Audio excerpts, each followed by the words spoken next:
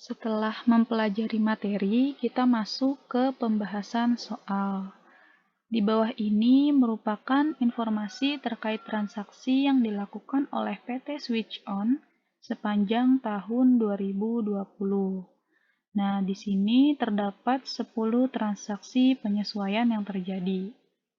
Nah, di sini diminta jurnal penyesuaian untuk tanggal 31 Desember 2020 dan jurnal pembalik atau reversing entries untuk tanggal 1 Januari 2021.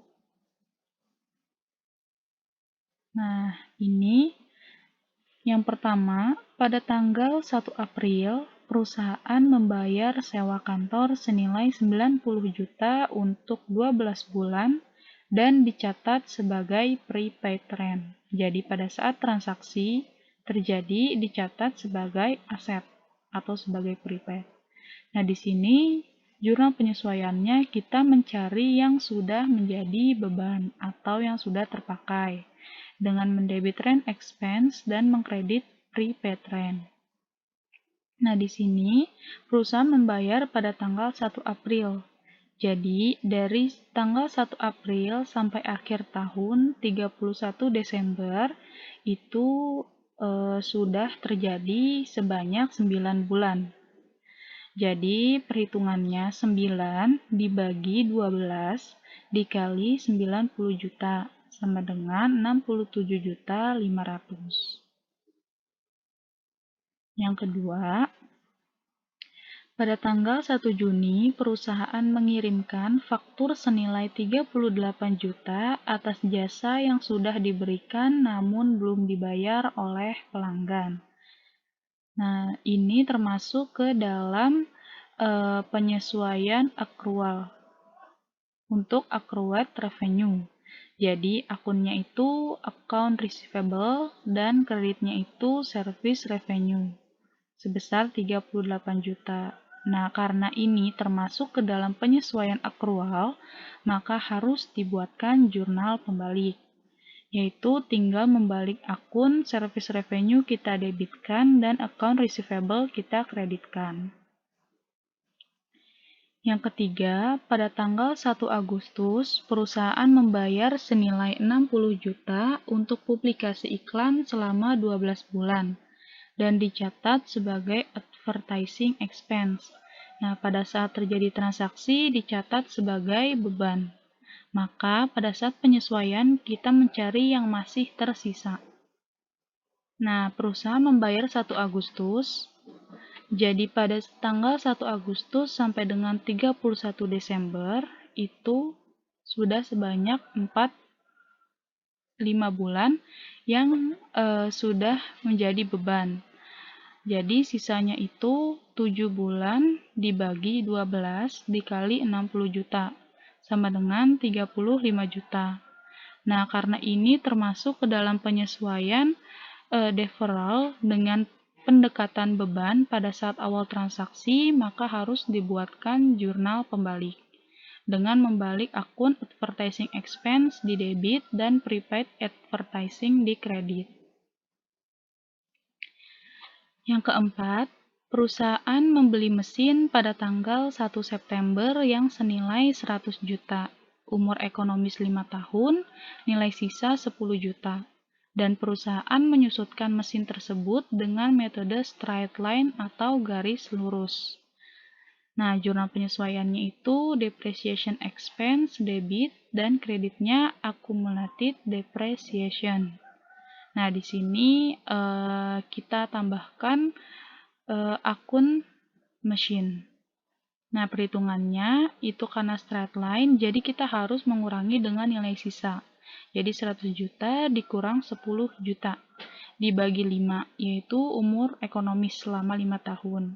Nah, karena perusahaan membelinya pada tahun berjalan, yaitu di bulan September, maka kita harus kalikan dari bulan September sampai dengan akhir tahun 31 Desember, yaitu sudah 4 bulan.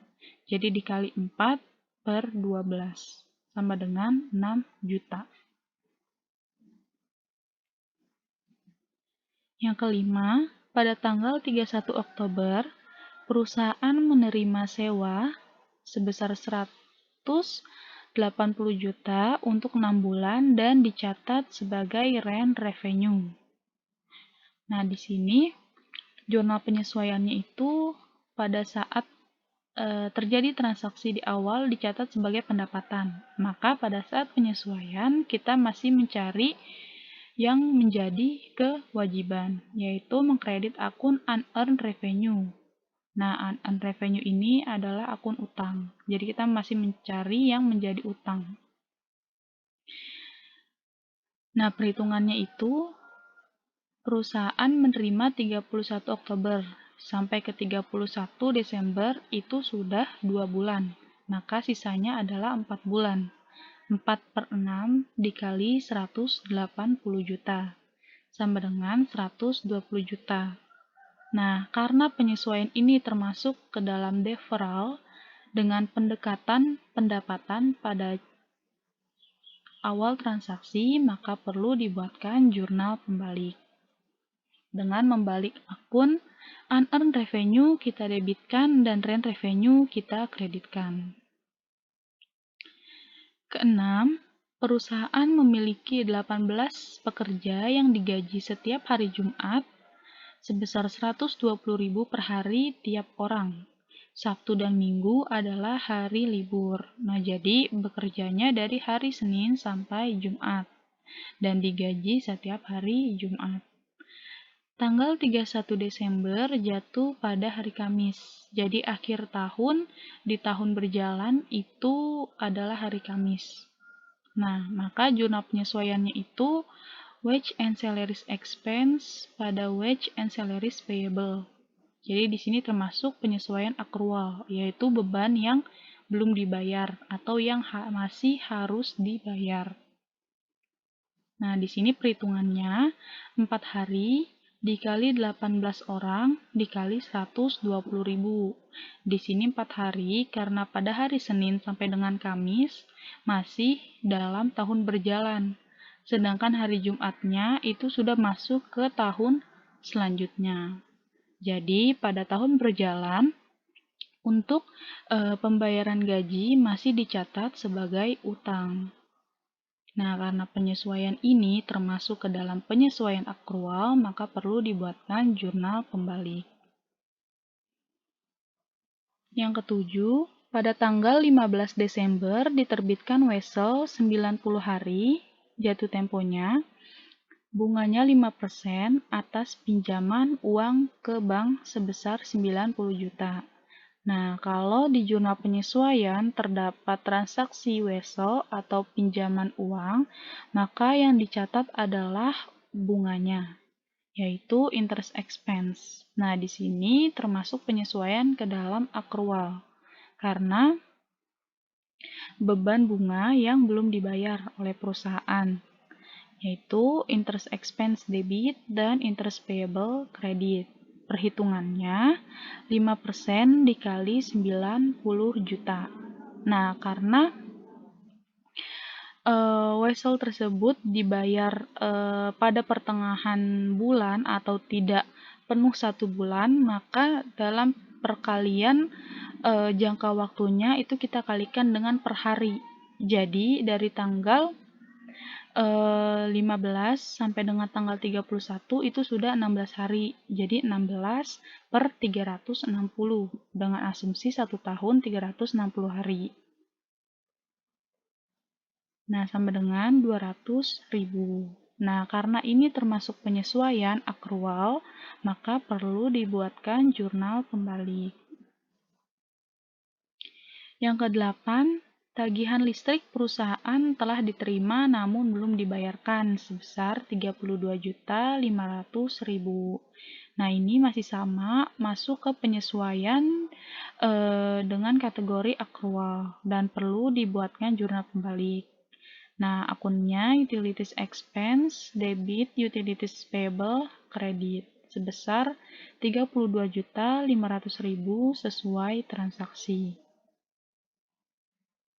Yang kesembilan, diestimasikan 15% dari piutang bernilai 40 juta tidak dapat ditagih. saldo allowance for the full account dikredit senilai 850.000. Nah, di sini termasuk penyesuaian dalam estimasi account receivable.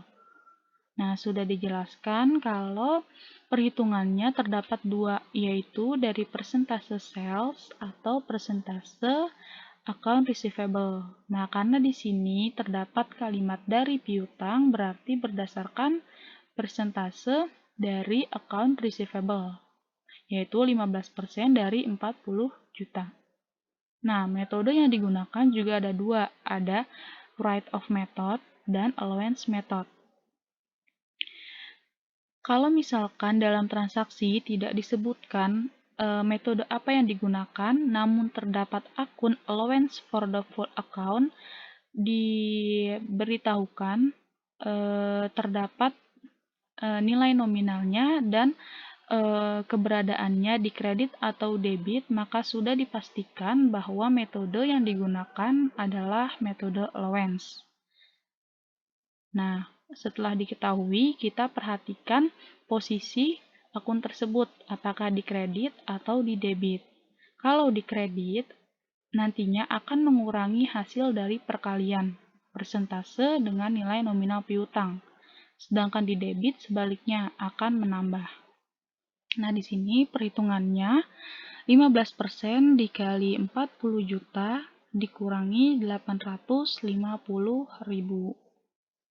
Nah, dengan akun bad debt expense debit, allowance for the full account di kredit sebesar 5.150.000. Nah, yang 10, supplies yang telah digunakan sampai dengan pada tanggal 31 Desember 2020 adalah senilai 500.000. Saat pencatatan pembelian di awal, perusahaan mencatat pembelian supplies sebagai supplies expense sebesar 2.950.000. Nah, karena pada saat pencatatan awal dicatat sebagai supplies expense, maka pada saat jurnal penyesuaian kita mencatat yang masih tersisa atau mencari supplies. Nah, karena di transaksi diberitahukan atau diinformasikan yang sudah digunakan sebesar 500.000 dan pada saat pembelian sebesar 2.950.000. Maka untuk mencari yang tersisa, kita mengurangi jumlah pembelian dikurangi dengan yang sudah digunakan. Maka hasilnya adalah yang masih tersisa sebesar 2.450.000. Nah, penyesuaian untuk supplies expense ini itu masih termasuk ke deferral. Ya, supplies itu sebagai aset. Nah, pada saat pencatatan dicatat sebagai expense, maka perlu dibuatkan jurnal kembali. Nah, sekian pembahasan dari contoh soal. Terima kasih. Wassalamualaikum warahmatullahi wabarakatuh.